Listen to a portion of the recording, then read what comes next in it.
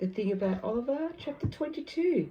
Please, I beg Sergeant Senior Fawcett, we have to keep trying. Senior Constable Smith touches my arm. Tilly, she says quietly, it's not working. I'm sorry, I bawl. Mum wraps her arms around me and hugs me tight. I say sorry over and over again until my throat hurts. I'm sorry my ideas didn't work. I'm sorry I shouted at my brother.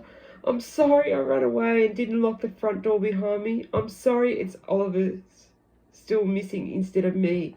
I look down at the bright green grass, blurred through my tears, and think of Oliver's smile when we first drove into Townsville.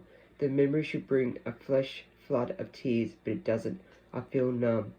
Mum starts rocking me gently, just like she always did with Oliver. Then I hear something. Mum stops moving. I shriek. Mum and I let go and stare at each other for a moment. We hear it again. I squint down the street to where the sky is starting to lighten. Then I see it, a small silhouette running towards us on tiptoe.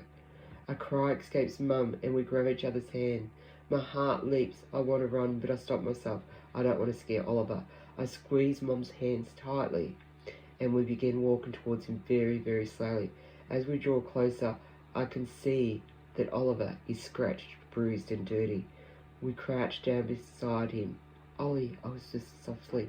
Mum wraps her arms around his thin shoulders and holds him gently. Oliver's whole body is shaking. It's hard to tell if he's afraid or cold or both. Someone hands me a soft cotton blanket. I wrap it around Ollie and draw him in close. Ollie's body starts to warm up and relaxes into mine. Mum gives him a few sips from a water bottle. Then she wraps her arms around both of us and starts humming Ollie's favourite song. For a while it feels as though the three of us are the only people on the street. Then I realise that this is the longest Mum, Ollie and I have ever hugged. In fact, I think my family have just set a brand new world record. Ollie reaches for my face. His fingers smell like earth. He traces my nose, my lips, my cheeks. Then he brings his fingertips wet with my tears to his lips and he flexes them. Water, he sighs. Yes, Ollie, I laugh. Water. Water flowed down my cheeks again, but this time it was a happy kind. I pulled the edge of the blanket down. Look, I whispered, pointed. The rubbish truck is here. Ollie tries to stand up and happy flat for the rubbish truck, but he's too exhausted. Mum hoists him onto her hip and takes my hand. Oliver's wrists still flicker as his head rests on Mum's shoulders.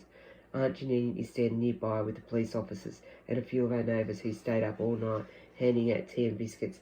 Many of them are crying happy tears too.